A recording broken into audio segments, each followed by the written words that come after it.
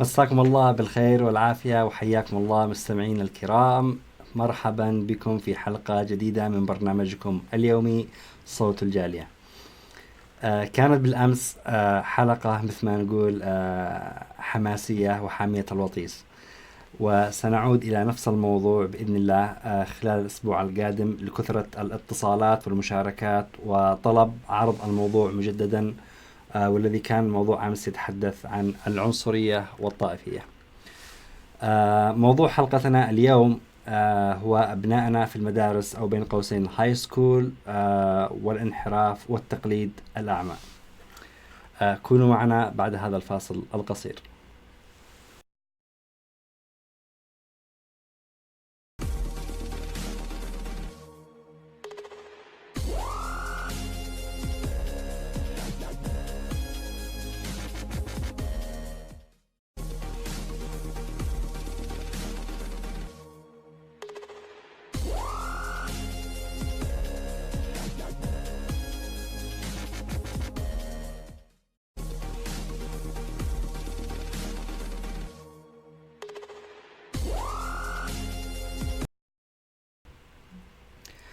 أهلا بكم مجددا مستمعينا الغالين. فقط للتذكير يرجى منكم تحميل الآب للاستماع إلى برامجكم الإذاعية المتنوعة على أي تطبيق. فقط من المتجر اكتب يمن AR. نعود إلى موضوع حلقتنا اليوم، وهي أبناؤنا والمدارس والانحراف والتقليد الأعمى. في أرض الوطن لما كنا نقول فلان درس في روسيا وفلان درس في الأردن، في مصر، في الهند أو أي دولة من الدول، لكن كان في دولة كان الجميع يتمنى أن يدخلها ويدرس فيها، وهي الولايات المتحدة الأمريكية. وبسبب اغتراب اليمنيين في ولايات معينة جنب بعضهم البعض، كانت المدارس الابتدائية والإعدادية والثانوية مكتظة بالطلاب اليمنيين. فما كناش نلقى هذاك الولد الضايع، ولا بصريح العبارة مثل ما يعني نقول منحرف أو أي شيء، لأنه بيجمع اليمنيين كأنه جبنا اليمن معنا كحجم وليس كفعل، مثل ما بنناقش كل حلقة. عموما كثرنا ولكن توسعنا في الولايات، وأصبح أكثر مدرسة فيها يمنيين حوالي 50 طالب يمني من أصل 500 طالب أمريكي أو أكثر مع مرور الوقت. يدخلوا أبنائنا المرحلة الثانوية كلنا فرحين أنه تعبنا وشقائنا وغربتنا وعملنا الكثيف الذي كان بيستمر من 10 إلى 12 ساعة بيروح لا طريق وما ضاعش وذهب سدى. وتجي للأسف الطامة الكبرى والتي قد بتكون على الولد والبنت، ولكن بشكل واضح على الشباب بشكل عام. عندما يدخلوا في هذه المدارس ويندمجوا فيها بتتغير مشيتهم، لبسهم، بيبدأ فيهم الطباع تتغير، مثل استهزائهم بآبائهم وأمهاتهم. وللأسف كمان بعض أحيان بنشوف أنه البعض أصبح بيستنكر من أصله اليمني أتحدث. طريقة كلامهم مع الناس، البحث عن أساليب المرح بالطريقة الغلط، من تفاحيط، من مقالب خطيرة فيما بينهم وبين، وتصويرها ونشرها، وقد تكون بعض هذه الحركات مخالفة لعاداتنا وقيمنا.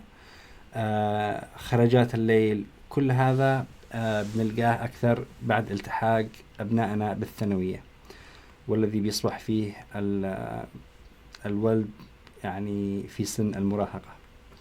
بالطبع أنا لا أعمم، ولكن الغالبية.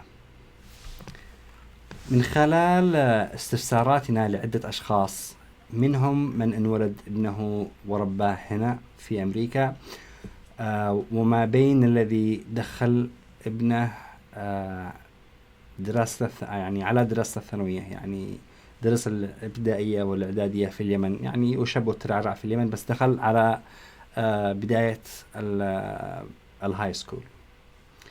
سألناهم وأيا كان منهم معرض للخطر أكثر في الانحراف؟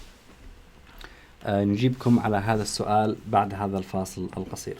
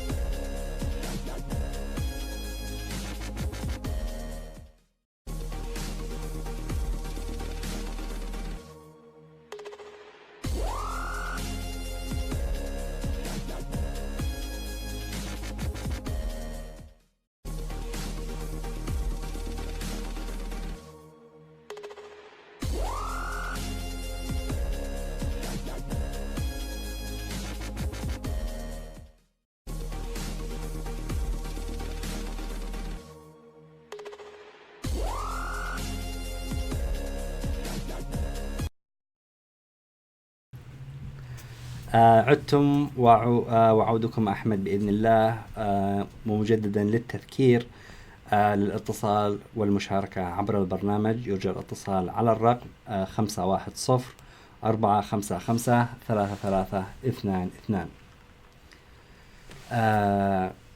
الرجاء من الجميع، كل من بيسمعنا أو بيشوفنا، المشاركة في موضوع اليوم والذي يعتبر حساس جدا، ولربما قد شهدته أنت بنفسك أو رأيت شباب التحقوا بالمدارس الثانوية وانطمست لديهم الهوية اليمنية والدينية. عموما نعود إلى استفسارنا لعدة أشخاص، منهم من أن ولد ابنه ورباه في أمريكا، وما بين الذي دخل ابنه على أبواب دراسة الثانوية، وأيا كان منهم معرض للخطر في الانحراف. لإجابة الأشخاص الذين سألناهم أكثر، هذه بعض الأجوبة. قال أحدهم: ابني الذي جاء من اليمن ودخل الثانوية، يعني كان في اليمن، يعني دخل على أبواب الثانوية، ما أثر فيه الطابع الأمريكي أو أنه انحرف، بالعكس أصبح متمسك بعاداته وتقاليده أكثر مما كان في اليمن. وفعلا كانت الإجابة صاعقة لما يقولوا أنه من انولد في أمريكا وتربى هنا أكثر عرضة للانحراف وتغيير مفاهيم الدين والعادات والتقاليد. نعود لأسباب أخرى تفيدون بها أنتم، وما هي؟ كمان سألنا مدرسة كانت في مدارس الثانوية بسبب انحراف أبنائنا بشكل مخيف بعد التحاقهم في مدارس الثانوية. كانت إجابتها مخيفة، لأنها كل ما نقوم قالت كل ما نقوم به في بيتنا بدون ما ننتبه. تخيلوا ما كانت إجابتها. قالت: الآباء والأمهات كل ما بيقوموا به هو تخويف وترهيب أبنائهم من الانحراف، وأصبح جو البيت وهوائه عبارة عن ترهيب لهم، بأنه لو سويت وسويت وسويتي أو كذا، لكن مش متقربين من أبنائهم للدرجة التي تخليهم مثل أصدقائهم، يحتووهم، لكن أصبح منظر الأب والأم مثل الجلاد. تكمل وتقول: ويجوا عيالنا المدرسة يشوفوا الحرية المطلقة التي هي عكس الذي كانت في البيت، وأن كل شيء عادي عندهم، وتصبح تلك المنطقة هي منطقة الحرية لديهم، فتصبح لهم أرض خصبة للانحراف عن كل شيء، سواء دين أو ثقافة أو عادات أو تقاليد. فسؤالنا يقول: ما رأيكم كيف تكون الطريقة الصحيحة لتربية أبنائنا؟ فندخل في الموضوعين، الذي هو سواء ولد الولد في أمريكا ودخل منذ الابتدائية، أو جاء الابن وهو في منتصف دراسته. وكلامي هذا كله للتشجيع والتعليم، يعني أنا لست ضد هذا الموضوع أو إني بنتكلم عن فئة معينة أو إني بنتقد أو شيء، لا. المشكلة هذه بتحصل والكثير بيعاني منها، لكن بمشاركاتكم، وإذا كانت عندكم حلول أو قد واجهتم هذا الشيء، نجتمع كلنا على حلول معينة ونتبعها. فما هي تجربة أي شخص منكم من درس في أي من مدارس الثانوية هنا في أمريكا وتخرج منها، وما هي الصعاب التي تحددها وتحافظ على ثقافتك ودينتك؟ نبدأ باستقبال الاتصالات. ألو، السلام عليكم. ما هي تجربة أي شخص منكم من درس في ألو. من مدارس الثانوية؟ السلام عليكم. وعليكم السلام ورحمة الله. من معي؟ كيف الحال أخي ماهر؟ معك نبيل فارع من ديلي. أهلا يا أستاذ نبيل، كيف حالك؟ أهلا وسهلا فيك، كيف الحال؟ حياك الله وأخوات مباركة. علينا وعليك بالخير والعافية، الله يبارك فيك. حياك أشكرك على هذا البرنامج الأكثر من رائع. شكرا الشكر لكم موصول يا أستاذ فارع على متابعتكم لنا وعلى تشجيعكم لنا. شكرا جزاك الله خير أنت والقائمين على هذا البرنامج. ألف شكر. حبيبي، موضوع اليوم يعني موضوع مهم جدا جدا، بالذات للأبناء والبنات الموجودين في هذه البلد. بس بالحقيقة إذا نظرنا فنحمل المسؤولية أنفسنا بالمقدمة، إحنا الآباء والأمهات. حلو. لأنه أنت في البلاد هذا عندما يروح الطالب، حتى أنت طرحت طبعا يعني نقطتين، عندما يكون يعني يا اما جاء من اليمن ولا فتربى هنا. ايوه، ولد وتربى هنا. نعم. وفي الحالتين حبيبي هو نفس الكلام. اوكي. لانه حتى عندما ياتي الطفل من اليمن ولا ويدخل في المدارس هذا، طبعا يشوف يعني فرق كبير، يعني فرق شاسع، يشوف يعني الفرق ما بين اليمن وهذا، يعني لا اله الا الله. صح، بتحصل. الذي يتربى هنا. بس احنا اذا نظرنا زي ما قلت لك نحمل أنفسنا هذا، لأنه عندما يعني أنا أشغل نفسي مثلا بالشغل 24 ساعة، الأم برضو في المطبخ والعفو من الجميع يعني، ولا جالسة في البيت يعني، يا أما في الإنترنت ولا جالسة تفرج لها قصص ما عارف ويش. يوصل الطفل مثلا يعني من بعد الميدل سكول ولا الهاي سكول على طول يوصل لغرفته وما فيش متابعة. يعني قد يوصل يفتح التلفون، كلهم معهم ايفون هذا اليوم الحين، يوصل على طول يفتح الايفون وما انتش عارف وش بيسوي، سواء كان ولد او بنت. طبعا سواء كان ولد او بنت. الواجب علينا احنا يعني كآباء وامهات ان احنا نتابع بعد ابنائنا علشان نحافظ عليهم من الانحراف. بغض النظر يعني اذا راحوا المدارس ما يروحوش المدارس يا عزيزي، في يعني شوف التعليم، احنا ما احنا ضد التعليم، والتعليم دائما يعني سواء يكون لبنت ولا الولد شيء اكيد. نعم. واذا ما فيش تربيه صحيحه من الاب والام والاسره نفسها تحافظ على اسرتها، فالانحراف بيكون سواء الولد ولا البنت. طيب يا هذا واجب. طيب يا استاذ نبيل، أنت قلت لازم تكون فينا متابعة للولد أو البنت، يعني لما يوصلوا البيت نتابعهم. بس كما ذكرت أنا كمان من قبل، في طريقتين للمتابعة. في متابعة الذي بتكون كلها ترهيب وتخويف وانتبه تسوي، يعني كلها تهديد. وفيها النوع الثاني الذي يقول إذا كبر ولدك خاويته. فأشوف أيها الطريقة الأنسب للطفل أو إذا كبر ولدك أخيته، هذا هي يعني مقولة. والترهيب هذا للابن ولا للبنت يعني يشجعهم على ارتكاب الخطأ أكثر. احنا لازم يكون معانا صلة صداقة بين الأب والابن والأب والبنت بنفس الوقت. اوكي، إذا كان في ثقة بين الأب والأولاد، يعني يعاملهم معاملة يعني كأصدقاء، لأنه أنت عندما تحسس ابنك أو بنتك بالصداقة اللي بينك أنت وياهم، طبعا صدقني الابن بيجي على طول يقول لك إذا في مشكلة حاصلت له في الهاي سكول، إذا في مشكلة حاصلت له بالميدل سكول، يعني بيجي قبل ما يكلم أي واحد ثاني بيجي يتكلم معك أنت، لأنه حاسس إنك لأنه حاسس إنك صديقه، مش حاسس إنك أبوه. صح. برضو الامهات لازم يلعبين الدور هذا، برضو الامهات اليمنيات، اخواتنا اليمنيات الامهات لازم يلعبين نفس الدور مع البنات، لان الام تكون قريبه للبنت اكثر من الاب. انا ما اقولش، وعلى فكره لا تاخذها بخطا، لازم الاب والكل يقوم بهذا الواجب. نعم. بس انا اقول ان ناحيه البنات الام تكون يعني اقوى لاتجاه البنت.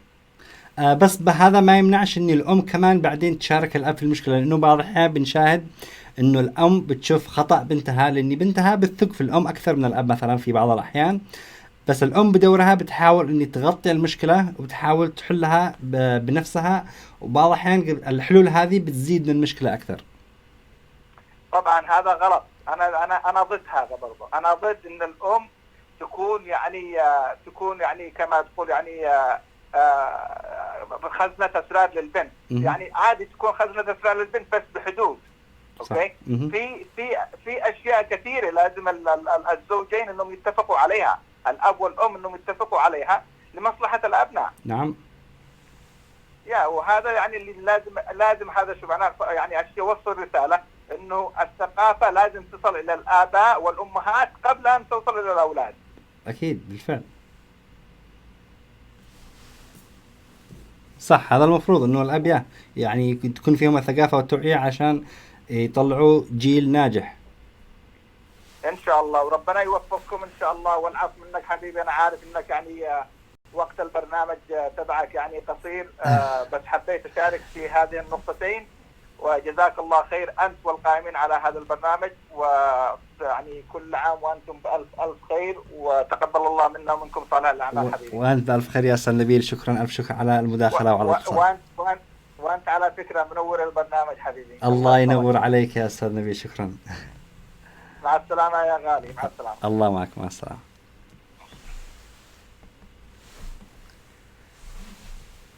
نستقبل اتصال آخر. ألو، السلام عليكم. وعليكم السلام، كيفك أستاذ ماهر؟ أهلا وسهلا يا أستاذي، من معي مختار الشجاع صح؟ نعم معك مختار الشجاع. أهلا وسهلا يا أستاذ مختار، كيف حالك وخاتم مباركة؟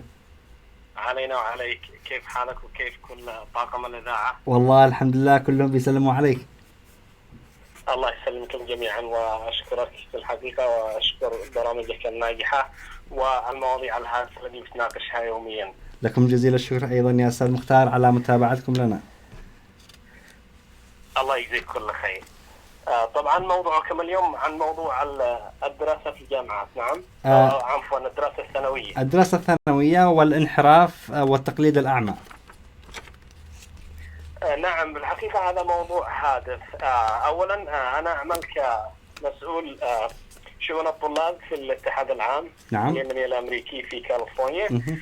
ومن صميم عملنا هو ربط علاقات مع مدارس الهاي سكول، المدارس الإعدادية والمدارس الثانوية، ومساعدة الطلاب في الشؤون الأكاديمية، في شؤون الدراسة، في شؤون التخرج من المدارس، وفي شؤون الالتحاق بالجامعات ومواصلة التحصيل الأكاديمي.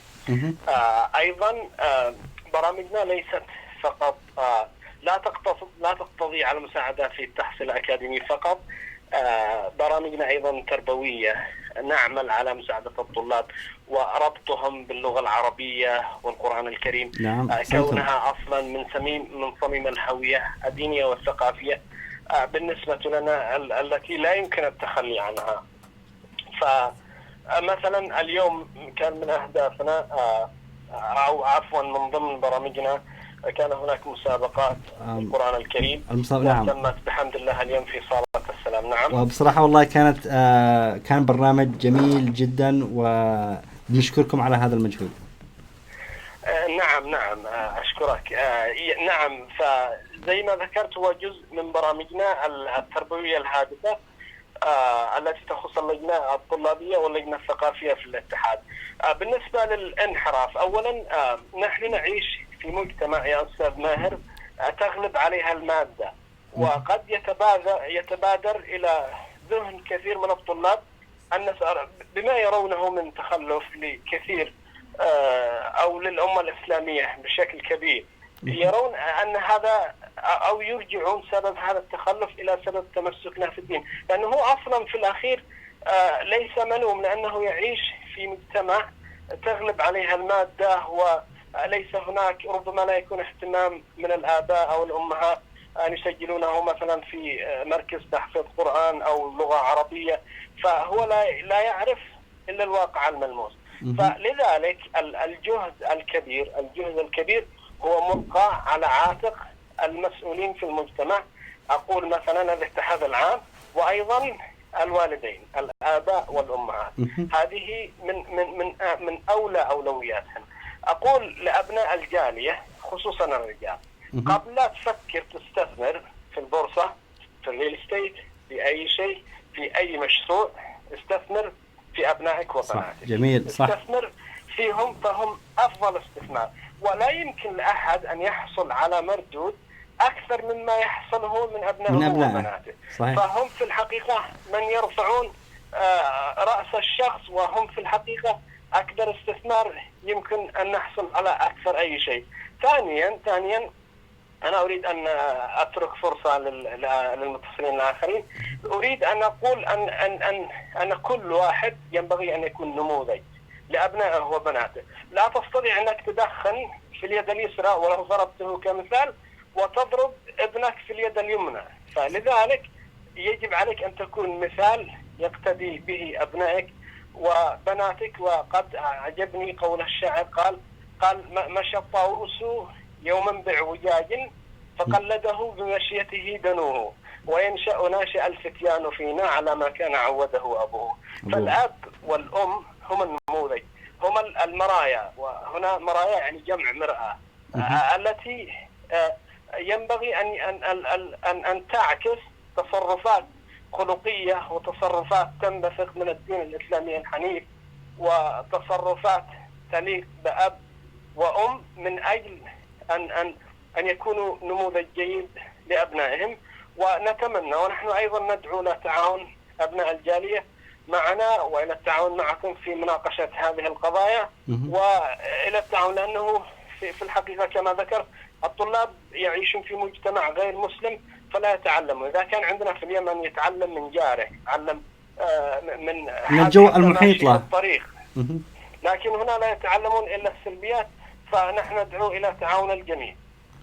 نعم بالفعل، إن شاء الله أني توصل رسالتك يا أخي مختار إلى الجميع، وأنهم يتعاونوا معكم كاتحاد، وكونك أنت شخصيا المسؤول الطلابي في الاتحاد العام لمنطقة البي إيريا، وأيضا في جميع الولايات الأخرى. أرجو تعاون المسؤولين مع الوالدين لحل هذه المشكلة. نعم أيضا، ونحن أيضا حتى مع الجهات المختصة الأكاديمية، نحن الآن مع تواصل مع مدارس أوكلاند العامة لإلحاق الأعياد مثلا عيد الفطر وعيد الأضحى في الكالندر في الجدول السنوي، إلا بسبب أننا نتبع التقويم الهجري، وهو من الصعب إضافته، لكن نريدهم أن كل المدارس تشعر أن للمسلمين طقوس ولهم أعياد سنوية، فلا يضغطوا عليهم مثلا عندما يكون هناك غياب جماعي. نحن في صدد التواصل معهم من أجل تسهيل لكل الطلاب. نحن بدأناها إن شاء الله في مدينة أوكلاند، وستمتد إن شاء الله لبقية المدن في البيئرية وكافة ولاية كاليفورنيا إن شاء الله. إن شاء الله. بارك الله فيكم وفي جهودكم، وإن شاء الله أنه يتحقق هذا الشيء. يلا أشكركم جميعا، وإن شاء الله ربي يوفقكم، وأشكر هذا البرنامج الهادف، وبالتوفيق إن شاء الله. أنا أصبحت صديق البرنامج إن شاء الله. شكرا يا أستاذ مختار. سأتصل فيك إن شاء الله في برامج أخرى إن شاء الله. شكرا لك، شكرا على مشاركتك. مع السلامة. مع السلامة. معنا اتصال آخر. ألو، السلام عليكم. السلام عليكم ورحمة الله وبركاته. أهلا وسهلا يا أخي، من معي؟ يعطيك العافية أخي ماهر، معك عمار القطيني من نيويورك. عمار القطيني من نيويورك، أهلا وسهلا بك يا أخ عمار وكل أهل الجالية في نيويورك. يسعد أيامك أنت وجميع الطاقم والأخوة المستمعين والمشاهدين. انا كان عندي موضوعين، لكن الاخ مختار اعتقد انه اخذ ما بقلبي من يعني كل شيء. عادي، زيادة الخير خيرين. نعم، انا مؤيد الاخ مختار في كلامه. الاخ مختار طبعا انا ما اعرفه، لكن من خلال كلامه، من خلال متابعتي لبرنامجك، هو دائما مشارك وعنده افكار ضروري نستغلها ونستغل الشباب المتعلمين فعلا. الجالية اليمنية هي بحاجة. طبعا الموضوع هو موضوع المدارس والتعليم والانحراف في أولادنا طبعا في الهاي سكول. نعم. فضروري دور الجالية اليمنية أو رئاسة الجالية اليمنية إنهم هم اللي يعالجوا المشكلة هذه من الأساس. لأن المواطن لحاله طبعا أنا ما عندي عمل وعندي مشغول لي بنفسي وعندي ضروري من توجيه. الجالية محتاجة لتوجيه من رئاسة الجالية، سواء في نيويورك، سواء في ميشيغان، سواء في أي ولاية ثانية. ضروري. فقصدي أنا الموضوع يا أخي ماهر المدارس الأهلي والإسلامية. احنا ودينا عيالنا هناك، بس انه غالي. هذا الحاجة اللي يشتكي منها الفرد اليمني او المغترب اليمني، خاصة محدودي الدخل، انها غالية. هو مضطر انه يودي اولاده على المدارس الحكومية من شان الرسوم الغالية التي يعني يأخذوها علينا المدارس الأهلية والمدارس الإسلامية. في يعني مدارس أهلية إسلامية موجودة في أمريكا بتكون أسعارها غالية. أسعارها غالية، لذلك يضطر المغترب إنه يودي أولاده على مدارس حكومية. نعم. هذا موضوع. الموضوع الثاني التربية، زي ما قال الأخ مختار، هي الأساس. في الأساس هي التربية من البيت، لما يكون الأب والأم ملتزمين مثقفين متعلمين. فهذا هو السبب الذي نساعد أولادنا على الانضباط، لأنه التربية من الأساس من البيت. لما تكون الأم مشغولة لما يكون الأم مشغولة طبعا في أمور البيت، المجابلات، مشغولة في أصحابها، مشغولة في كذا. وبعدين في بعض الأمهات يفرحين لما يشوفوا أولادهم يتكلموا الإنجليزي وينسوا العربي، وهي أصلا ما تعرف تتكلم عربي إنجليزي. نعم. مجرد بس فشرة قدام الناس. الأب يكون مشغول في العمل طبعا 12 ساعة، يروح البيت مش عارف إيش اللي حاصل. فالتربية المفروض من البيت هي الأساسية رقم 1 لتنظيم الأسرة وتربية الأسرة وتربية الجيل اليمني والإسلامي. يعني حتى من خلال كلامك يا أخي عمار، الولد يعني لما بيكون في معه مشكلة في المدرسة أو في حاجة ضايقته، لمن يشكي؟ إذا كانت الأم مشغولة عنه طوال الوقت، الأب ما عاد بيشوفه إلا يعني كل ثاني ثالث يوم. هذه ما بتربيش حاجة في داخل الابن فيها حسرة وحزن. نعم. هي هذه واحدة من المشاكل، لكن بنفس الوقت هو ما عندنا شخصنا الكوميونتي الجمعية العربية أو الجمعية اليمنية هي اللي المفروض توقف جنبنا بأي مشاكل نحتاجها. لما يكون في هناك حتى أشغال زايدة، حتى يكون في بعد المدارس في أقل شيء معنا جمعيات وفي معنا مراكز المدرسة الإسلامية ولا شيء، في عندهم أقل حاجة في دروس إضافية في تقوير الأولاد، يخلوهم مشغولين، ما يروحوا البيت، لأنه البيت يروحوا والله مو عارفين إيش بيسووا في البيت. صحيح. نقطة جميلة جدا. صح، إذا إنه تكون فيه يعني يستغلوا أوقات الأطفال أو العيال أو الطلاب بأشياء تمكنهم من سواء دروس إضافية، سواء دروس بعد المدرسة، أي شيء، حتى رياضة. هذا بعد المدرسة. بعد المدرسة يخلوه مشغول، لأنه يروح البيت إيش بيسوي؟ هو بيتواصل مع أصدقاء خرجوا برا، الأم مشغولة في الطبخ، الأب مشغول في كذا. فهو الحل الوحيد أنا أعتقد، وهذا في رأيي، إنه لو في دروس إضافية أو أي وظيفة تشغلهم بعد المدرسة. طيب، من قصدك من يتولى هذه الدروس الإضافية؟ إذا قصدك من الجمعيات أو من رؤساء الجاليات يحاولون يوفروا هذا الشيء. رؤساء الجاليات هم طبعا في المقدمة، وأي مشاكل تحصل أو اختلال أي حاجة يحصل في المجتمع اليمني هم السبب، لأن احنا متوكلين على الله ثم عليهم. المفروض هم يكونوا هم الأساس لتوعية المهاجر اليمني في نيويورك. المفروض انه انت تعرف يا اخ ماهر كم في محلات في نيويورك، ولا توصل حتى رسالة من الجالية اليمنية في اجتماع، او حتى لو عندهم اجتماعات ولا عندهم اي شيء والله ما بنعرف شيء، ولا نعرف الا عن طريق الفيسبوك وعن صفحة المغترب اليمني في نيويورك. المفروض انه انا في عندي موضوع، بس انه ماش عارف يعني اقدر اقدمه الحين او كيف تتكلم. بس انا بختصر اختصار انه المفروض الجالية الجمعية اليمنية اني تاخذ اسماء كل اليمنيين اللي معاهم بزنس، وتفرض عليهم شهريا لو بس كل محل يعطي $50 باستلام وبرصيد، ونعرف وين يروح الفلوس هذا، وإحنا قادرين نسوي المستحيل فيها. نقدر نحضر اجتماعات، نقدر حتى هم يكونوا لنا جمعيه او يكونوا لنا دار يعني محامين مختصين لليمنيين، مشاكل اليمنيين، يكونوا لنا المدارس، يكونوا لنا اشياء يعني خاصه بنا احنا، بدل ما نضطر ونضل في الاخير نتخبط مواضيع. لا، هم الاساس، هم اساس البذره. تعرف انه في اخ فلسطيني من زمان مغترب هنا في نيويورك يشهد ويقول لي والله يا عمار ان الجمعيه اليمنيه بالثمانينات اني كان من اقوى الجمعيات في نيويورك. اليمني يوصل له هنا ما في عنده حد في نيويورك يوصل الجمعيه تاخذه تدبر العمل تعطيه مصاريف لحتى يثبت. بس وين راحوا الحين؟ مش عارفين وين، كلها بس موجودين على صفحات الفيسبوك للاسف. وكم ناشدنا الشباب، وناشدنا حتى الاخ فتح علاية من اطيب الناس ومن انبل الشباب.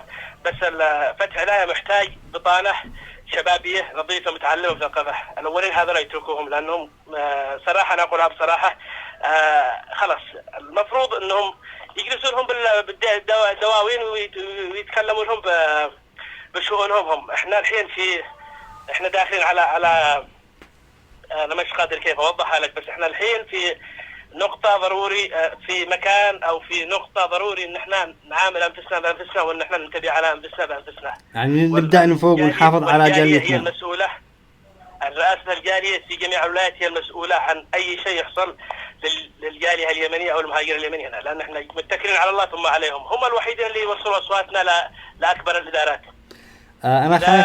انا خايف انه يكون الرد منهم يعني على حد يعني وجهة نظري، أنا خايف يكون الرد منهم يقول ليش كل شيء بتتركوه على عاتقنا، أو أنت متأمل فيهم إنهم هم الرأس الكبير. أنا متأمل فيهم وأنا انتخبتهم وأنا المنتخبين. المفروض إنه انتخبناهم وسلطناهم على المركز هذا. المفروض إنهم هم يفرغوا. لا، أنا زي ما كلمتك حتى يقدروا يدفعونا رسوم شهريا على المحلات، على العمال، حتى $10 على كل يمني. تعرف كم بالشهر لو طلع بس $10 على كل يمني؟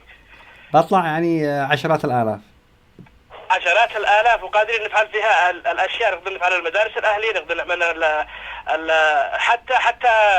حتى الأمهات، حتى محو الأمهات اللي موجودة في نيويورك، اللي في أمريكا ما يعرفون يقرأون ولا يكتبون، تعلموا، مش مشكلة. نعم.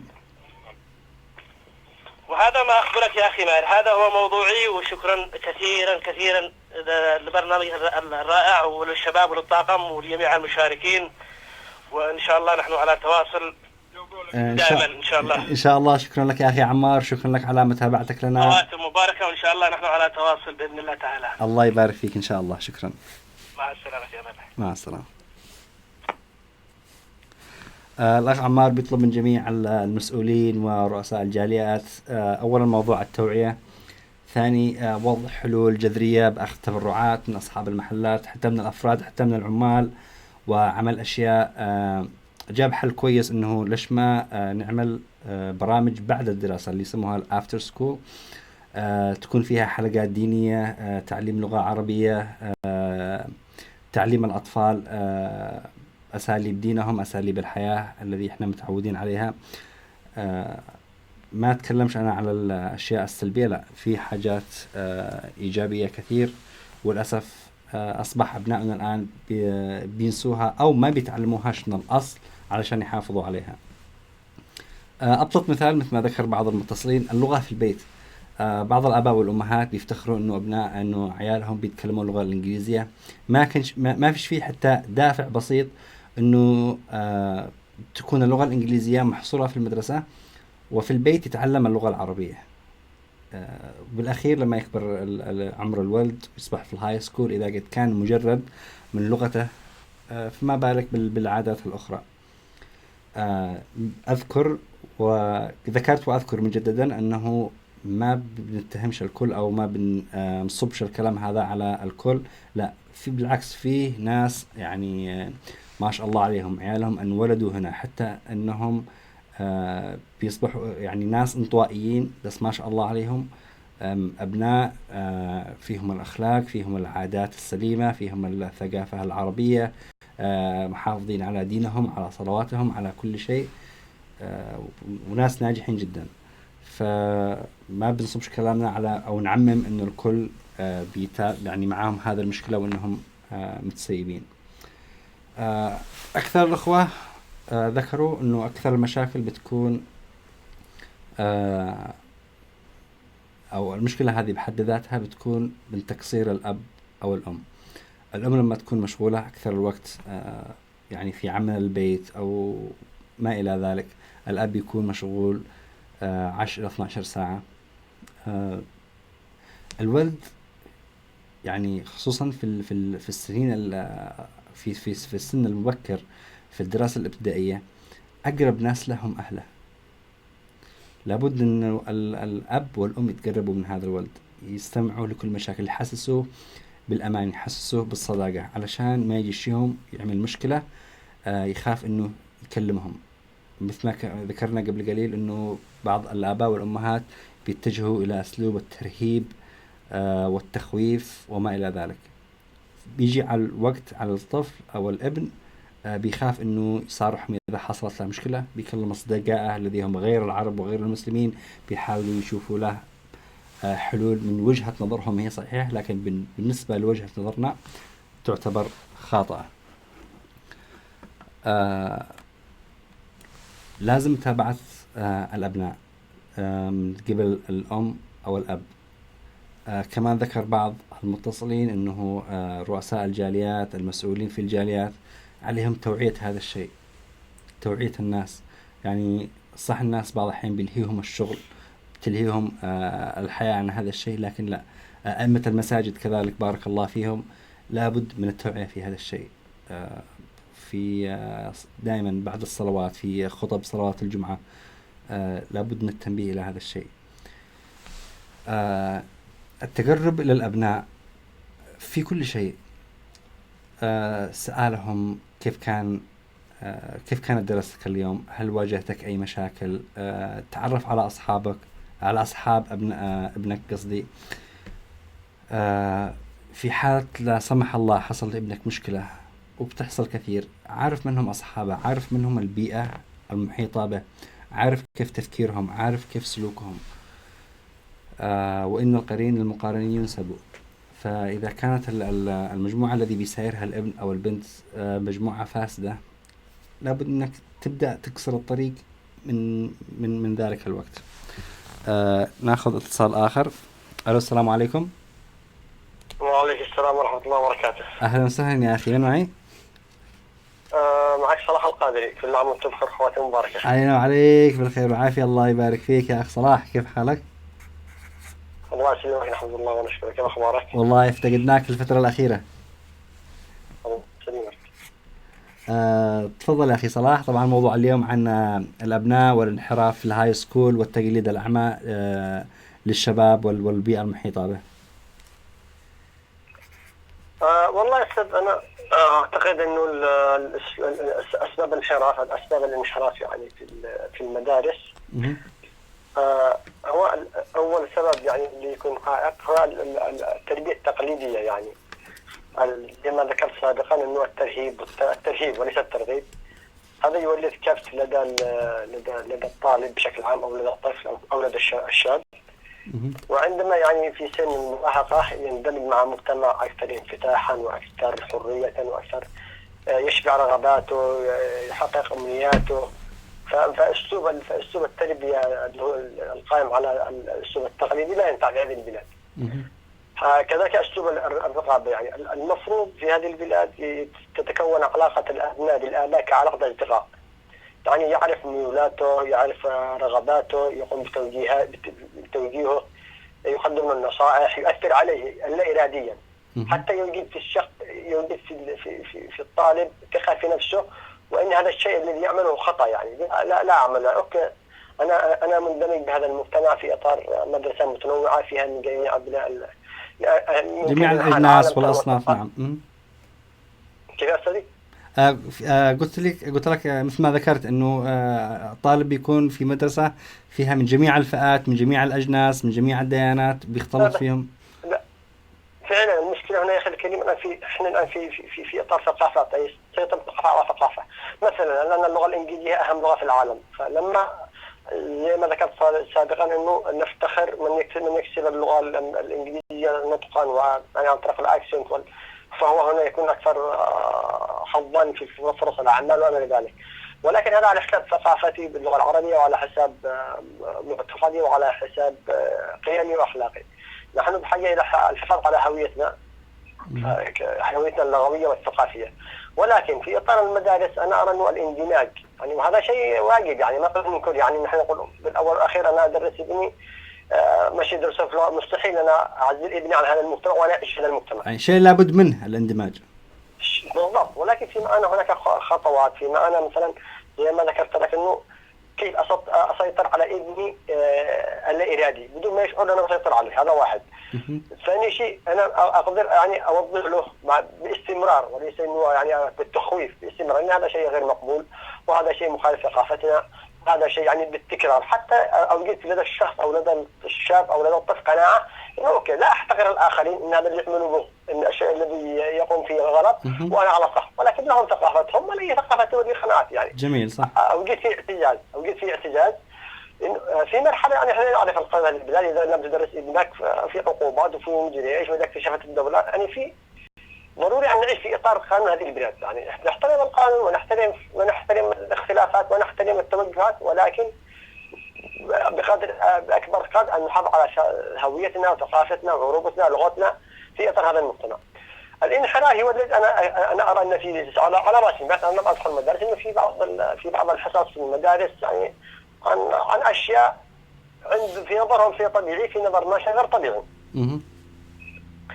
هنا مش عارف انا كيف يعني ليس لدي الخبره حتى اقيم هذا الشيء كيف نوع عليه هذه القضيه يعني انه هل استطيع ان احرم اطفال الشبان او امنعهم او اتقدم بطلب الا يحضروا هذه الحصص او لم يحضروها يعني مش عارف بالضبط ايش الاجراء السليم للتعامل مع هذه الحصص او مع هذه المواد.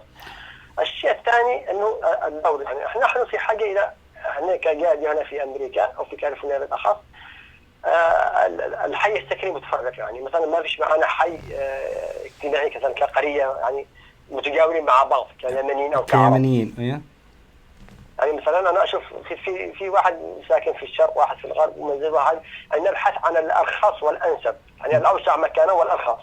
هذه اللي اكثر الناس اللي اولادهم هنا يبحثون عن الشيء ولم يبحثوا بغض النظر ليس لدينا القدره ان نكون حي سكني مثلا حتى ننشئ مثلا تبادل الزيارات، ننشئ حديقه العاب باستمرار، نلتقي بابناء الجيران باستمرار يعني نحاول يكون الشاب او الطفل عايش ببيئه عربيه. كذلك دور المدرسه يعني مثلا دور المدرسه يعني انا المدرسه ليس ككل شيء يعني المجتمع الشارع يعني مثلا انا لما الطالب لما يخرج من المدرسه او من المنزل يخرج الى مجتمع يرى فيه من الاشياء يعني المخالفه وليس في اختلاف وليس خلاف. هذا شيء مختلف لنا. فكيف اكسب ابني اطر ونصائح وتوجيهات ان هذا الشيء بالنسبه لنا غير مقبول وغير صحيح ولكننا يجب ان نحترم هذا الاختلاف. نعم.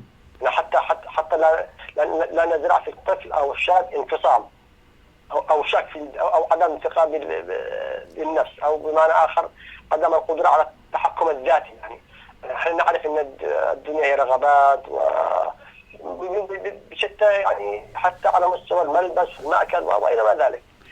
فالواجب علينا يعني ان نلزم اطفالنا في يعني مجالسه الناس الصالحين المساجد.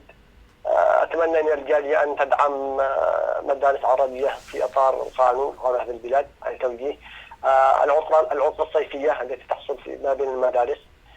وبالاخير هي كيف مهما حاولنا نشتت افكارنا كيف نكسب القيم للطفل يعني او للشاب ان هذا القيم ضروري ان تحافظ عليها، ضروري ان لا تنحرف عن قيمك ومبادئك وهويتك. طيب يا اخي صلاح حتى في هذه المرحله تفضل.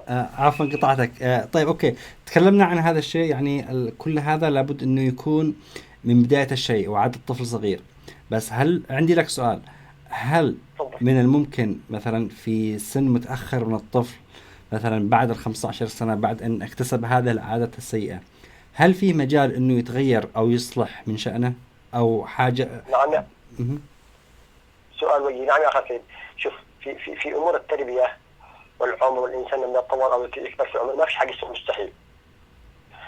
أنا الشيء المستحيل أن أترك الشخص لحل سبيله، هنا الخطأ، هنا الكارثة، إن أنا أتركه خلاص يعني، أو النبي معنا أقول أنا يأس منه، لا تترك هذا الشيء يعني، لا تيأس في هذا الشيء. أنت ما دام أسلوبك يعني الأسلوب، المتابعة وحسن الكلام وتلبية الرغبات وكيف أفهم الشخص، كيف أوجهه. مش معنى إنه إنسان مثلا كأب، أنا كأب يعني أشوف ابني انحرف وعصيني أو بمعنى كان عاصي أو كذا، أقول ظهره يخرجه أو هو بلقي مصرعه وأتركه. نحن أول شيء نقيم السن القانوني أو السن المتعارف عليه دوليا، لأنه من سنة إلى 15 سنة هذا يسمى طفل. هذا بحاجة إلى تغذية، وبحاجة إلى توجيه، بحاجة إلى تقييم، بحاجة إلى رعاية، بحاجة. ومن سن 15 إلى 30 أو إلى 40 هذول شباب، طاقة وريزة ورغبات وأحلام وما إلى ذلك. ومن سن 40 60 هي سن الشيخوخة. فضروري أن نتكيف، يعني نكيف أنفسنا مع هذا الشباب يعني، لا إننا يأس من نقول خلاص إنسان طلع عظمه أو إنسان وصل إلى مرحلة قد يتحمل مسؤولية. المسؤولية إنه ما دام أنا عايش كأب وأم وأسرة ومجتمع ضروري من تنبيه. فقط بحاجة إلى أسلوب، الأسلوب هذا يكون أسلوب رافع. كيف يعني مثلا أنا أشوف الشخص الذي يحب هذا الشخص يعني أقرب إليه، أعرض إليه كلمتين، يا أخي انصحه من هنا بالتي أحسن، لا أنفره. إن التنفير لا يقرب الآخرين، يعني التنفير يبعد الشخص ممكن يبعد عن مجتمعه بشكل عام. فلا نروج إنه وصل الشخص إلى مرحلة معينة خلاص أنا ما أقدر أتحكم فيه، قد عاقل وقد راسه وقد أثرت بالبيئة. لا، ضروري الدولة يكون متكامل، الناس العقلاء، البرامج التنموية التوعوية، المحاضرات، الجامعة، المجتمع، المتعلمين، النصح، الإرشاد، ضروري أن تكون موجودة. أما أن أنا أحاول مرة ويأس، إذن هنا معنى أن أنا إنسان ضعيف في الإيذاء، ضعيف في توصيل الرسالة للآخرين. ضروري أن يكون لنا دور حتى مع الممارسة، مع الاستمرار. يا أخي الاستمرار يفهم الحمار. صحيح. الحمار مع الاستمرار يفهم. بس لا تفلتش يعني، لا تيأس، لا تسيبش ولدك إذا كان لا يأس يا أخي. إذا كان يأس من مرحلتين فأنا أكيد لك أن المجتمع بشكل عام والشباب بيضيع، حتى في المجتمعات العربية نفسها يعني، غير المجتمعات. فما بالك هنا يعني إذا كان الشاب يترك إلى حال سبيله في سن المراهقة، في سن الإغواء، في سن الطيش، إذا ما فيش مراجعة وما فيش تقييم، ما فيش أسلوب إنه يعني النصح إنه يرجع، حيضيع بالآخر كانت على نفسه وعلى أهله وعلى مجتمعه. هذا يعني الذي فالأسلوب إنه يكون التوجيه، المتابعة ضرورية. الناس دور الخطباء، الدورة الصيفية، الرياضة. يعني حتى يعني أنا أشوف البرامج الرياضية حلوة اللي تبع الاتحاد، إنه يجمع الشباب ومع الرياضية في احتكاك، في تبادل، في حتى إنه لا أعزله عن مجتمعه ولا أخليه ينضم بشكل عام للمجتمع الآخر. يعني أعطي ابنك كل الحرية والمساحة، بس يظل تحت عينيك وضمن نطاق محصور، لا يخرج عن الأدب وعن الثقافة وعن الدين. يعني مثل ما قلت، دخله في مجال الرياضة، دخله في مجال الحرفة المهنية، حتى إذا كان في عمر صغير. حاول أنك تشغل وقته وتخرج الطاقة الذي فيه وتحولها في مسارها إلى طريق إيجابي، قبل أن ينخرط في شلة فاسدة وأنت مش عارف وينه، وبيضيع الوقت وأنت مش عارف عن ابنك، أو الأم مش عارفة عن ابنها أو بنتها أي حاجة، وبتنصدم يعني قد الولد أو البنت كبروا في العمر وأصبح يعني حاجة شبه صعبة أنك تعيد تحويل المسار إلى المسار الصحيح. نعم أطلق فعلا كلام منطقي، ولكن ما يوصل الإنسان إلى هذه المرحلة بسبب الإهمال الغير متعمد. يعني أحيانا مثلا بعض الآباء يعني نقول ظروف البلاد وظروف العمل إنه يقضى معظم وقته في الدكان أو في الشغل، أو بمعنى يشتغل شغلين. بمعنى آخر هو يفكر يعني من حب الأسرة إنه ما خليش مثلا مرتي تشتغل ولا خلي بنتي تخرج ولكن يوفر لهم رقمة العيش. هكذا نحن نفكر. الشيء الثاني نحن نعترف كجالية، يعني نحن نعترف إنه أكثر مجتمع احترام يعني إنه الجهل مسيطر علينا أو محدودين التعليم. يعني مثلا لا نعرف تأثير التكنولوجيا ولا نعرف تأثير المجتمع ولا نعرف كيف الإنسان يعني الهم الأول والأخير هو كيف يكون حساب في البنك أو كما دخل بيومي. بينما زي ما قلت أنت في الكلام كلامك منطقي إنه في الأخير أشوف الكارثة يعني إنه أنا بالأخير راح تعدي وابني أو بنتي أو ابن أخي أو بغض النظر طلع شخص فاشل أو شخص سلبي أو شخص منحرف. صحيح وللأسف يعني جريمة. نعم فعلا يعني زي ما كلمتك يعني انه الاطار ضروري من تكاتف الجميع، يعني مش يعني زي ما قرأت مع احترامي البرنامج الانتخابي ايام الانتخابات الجايه، في برامج عن مدار حلو والكلام حلو وكان منطقي، ونطالب يعني عبر الصوت الجالي نطالب بتفعيل هذا البرنامج الانتخابي، انه نحتاج الى مدارس تحفيظ الطلاب، مدارس ثقافيه،